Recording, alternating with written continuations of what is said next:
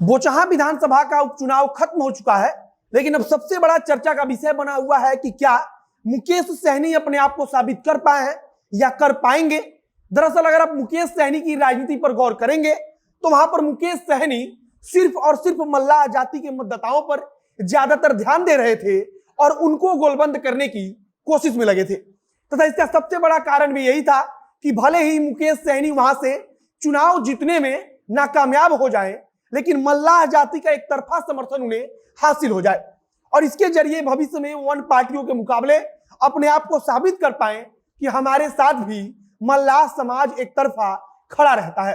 मुकेश सहनी उत्तर प्रदेश से लेकर बिहार तक की राजनीति में जाति के आधार पर किस प्रकार से लोग नेता बन जाते हैं इसको अच्छे से समझ रहे हैं और मुकेश सहनी मौजूदा समय में सिर्फ इसी मकसद के साथ आगे बढ़ रहे हैं कि कम से कम अपने समाज में अपनी पकड़ मजबूत कर ली जाए और इससे बिहार की बड़ी पार्टियों के पास एक संदेश चला जाए कि अगर मुकेश सहनी उनके साथ आएंगे तब पूरा मल्लाह समाज उनके साथ साथ उस पार्टी के साथ आएगा और बिहार में इस प्रकार की राजनीति का लंबा इतिहास रहा है। बाकी नमस्कार, मेरा नाम है मोहित कुमार सिंह और आप देख रहे हैं हमारा विशेष कार्यक्रम एक्सप्लेनर।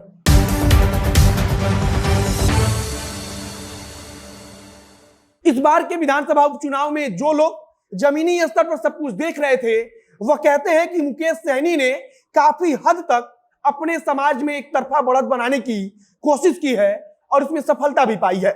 मतलब कि मल्लाह समाज मुकेश सहनी को एक तरफा वोट कर रहा है और मल्लाह समाज मुकेश सहनी के साथ एक तरफा खड़ा है। मुकेश सहनी को जब मंत्री पद से हटाया गया और भारतीय जनता पार्टी ने उन्हें एनडीए से बाहर किया, तब से वे लगातार सिर्फ अपने मल्लाह समाज को लेकर केंद्रित रहे हैं। तथा इस चुनाव में कहा जा रहा है कि मल्लाह समाज ने भी दिल खोलकर मुकेश सहनी का समर्थन किया है। मतलब कि मुकेश सहनी जब खुलकर कह रहे थे कि मल्लाह समाज को भारतीय जनता पार्टी ने ठगा है और मल्लाह समाज के बेटा को भारतीय जनता पार्टी ने किनारे लगाया है, तब मल्लाह समाज के मतदाता भी बोचहां के उपचुनाव में तो कम से कम एकजुट होकर मुकेश सहनी के साथ है। और अगर बोचहां के उपचुनाव में ऐसा हुआ है तो इसका संदेश दूर तक जाएगा और इसका संदेश पूरे बिहार में भी जाएगा और इसके बाद से माहौल बदलेगी और मुकेश सहनी मल्लाह समाज के सबसे बड़े नेता के रूप में स्थापित भी हो सकते हैं। मतलब कि मुकेश सहनी की पकड़ अपने समाज में मजबूत हुई है। इस चुनाव से मुकेश सहनी की राजनीति साफ हो जाएगी। मल्लाह समाज का एक तरफा समर्थन मिला तो राजद हो या फिर एनडीए, मतलब कि हर दल मुकेश सहनी के बारे में सोचने पर मजबूर होगा। हर बड़ा दल सोचेगा कि अगर मुकेश सहनी हमारे साथ आएंगे तो मल्लाह समाज एक तरफा उनके पाले में खड़ा होगा और यही राजनीति पिछले कई दशकों से कई राजनेता बिहार में करते रहे हैं और वे राजनीति की मुख्य धारा में बने भी रहे हैं। मुकेश सहनी भी इसी प्रयास में अब लगे हैं।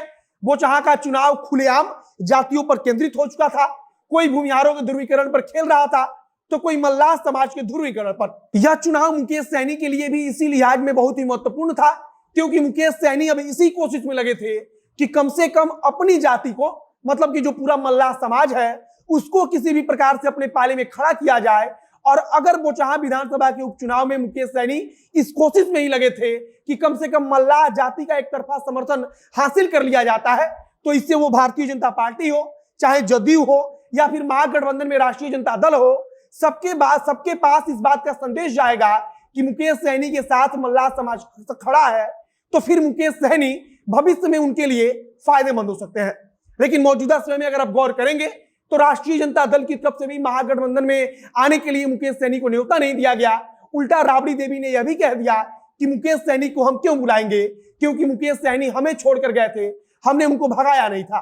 और दूसरी तरफ अगर एनडीए में हम देखें तो मुकेश सहनी जदयू की तरफ से लाख कोशिश में लगे थे कि जदयू के साथ रिश्ते अच्छे बना लिए जाए, लेकिन एनडीए से बाहर होते वक्त जदयू का कोई भी नेता मुकेश सहनी के पक्ष में नहीं बोला।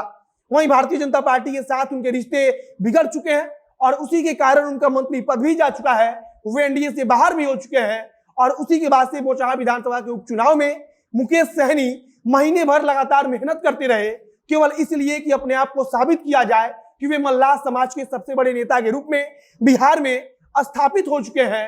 और अगर आगे आने वाले चुनाव में किसी भी पार्टी को मल्लाह समाज का समर्थन चाहिए तो उनको मुकेश सहनी को अपने साथ लेना होगा। बाकी अब चुनाव परिणाम आने के बाद यह देखना होगा कि बिहार की राजनीति में इस उपचुनाव का कितना बड़ा असर पड़ता है।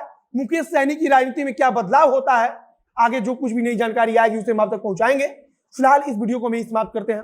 वीडियो को शेयर कीजिएगा और अगर फेसबुक पर देख रहे हैं तो पेज को भी लाइक कर लीजिए तथा अगर यूट्यूब पर देख रहे हैं तो चैनल को जरूर सब्सक्राइब कीजिए।